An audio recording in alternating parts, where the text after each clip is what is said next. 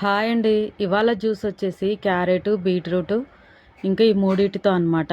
అయితే అండి జ్యూస్ మనము ఈ హెల్త్ బాలేని వాళ్ళకి జ్యూస్ ఇచ్చేటప్పుడు అండి మనం ఏవైతే ఇంగ్రీడియెంట్స్ ఇస్తామో వాటితోటే చేసుకోవాలన్నమాట.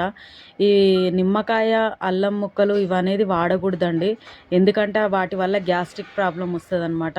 ఒకసారి మీరు ట్రై చేయండి. ఇంకా డైట్ చేయాలనుకున్న వాళ్ళైతే అల్లం వేసుకోవచ్చు, నిమ్మకాయ వేసుకోవచ్చు, హనీ వేసుకోవచ్చు, బెల్లం ఏదైనా వేసుకోవచ్చు అండి.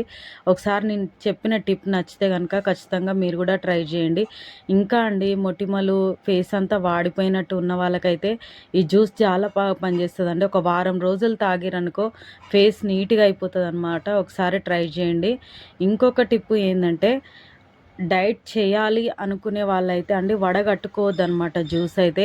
అలాగే మీరు ఎట్లాగైతే మిక్సీ పట్టుకుంటారో అదే జ్యూస్ తాగితే కనుక టేస్ట్ బాగుంటుంది. మంచి డైట్ చేసే వాళ్ళకి ఆకలి అవ్వదనమాట. ఒకసారి మీరు ట్రై